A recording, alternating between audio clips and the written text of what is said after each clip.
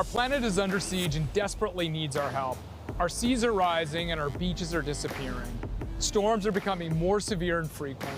Our waterways continue to be plagued by sewage, oil spills, and chemical pollution, while our ocean and coastlines are drowning in plastic waste. So that is a video from the Surfrider Foundation, a U.S. nonprofit focused on preserving our oceans and beaches. And this morning, they are sounding the alarm about climate change in a way other environmental groups aren't, pointing out how we're losing surf spots around the country. And one of them is right here in our own backyard, here in Washington. So joining us live is Surfrider Foundation's Washington Policy Manager, Gus Gates. Hey, Gus, good morning. Hey, good morning. Thanks for having me. Yeah, of course. Thanks for being here. So Surfrider, you guys created a list of the top 10 surf spots in the U.S. That are basically, though, becoming unsurfable because of all the climate change. So what makes a once surfer-friendly beach basically unsurfable now? Yeah, so with this increase in water level, that's expected to come from sea level rise in the range of 8 to 12 inches over the next 30 years, what we're seeing is kind of what's known as an endless high tide. And so many of these breaks are really best at a low or a medium tide. And with this increase in water level, what we're seeing is that we don't see those conditions as much anymore. Yeah, so there is, many people may not know this, but there is a spot here in Washington that did make this list. Talk to me about that spot and what are surfers noticing when they go there? Are they seeing a difference now?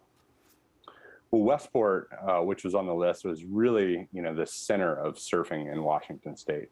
And what we're seeing right now is, when we have these king tide events, which are the highest high tides of the year, these waves are overtopping the jetties and actually flooding some of the areas in Westport. When, you have these really high tides, the waves aren't breaking. And so for, those who like to visit the coast and surf, we know that ocean and coastal recreation is a significant driver to the Washington state economy. And so people aren't, able to get out and enjoy that recreation as much as they can. And we're also seeing shrinking beach access as well. Yeah, so compare, what's happening. You described very well what's happening over in Westport, but compare it to the other beaches that are on this list. I mean, I'm looking at Trestles down in California, Carolina Beach in North Carolina, Tres Palmas in Puerto Rico. I mean, how does this compare to what's happening in Westport? Are there differences or are they the same?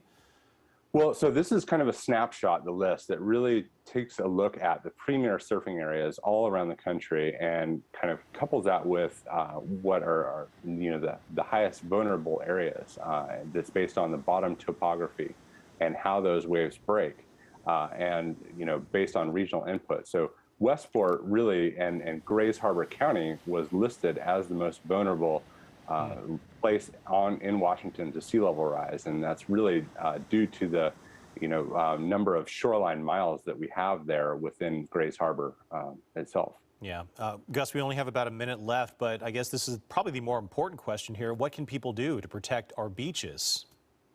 Yeah, so great question. An easy step you can take is to join the Surfrider Foundation with your local regional chapter. You can check us out at surfrider.org. And if you're a shoreline homeowner, you can look at nature-based solutions along your section of shoreline, things like planting native vegetation rather than hardening that with rock and riprap and seawalls, things like that. Yeah, pretty simple stuff to save our planet and also keep the surf spots going on as well. Surfrider Foundation's Washington Policy Manager, Gus Gates, thanks for joining us. We appreciate it. Thanks so much for having me. Of course.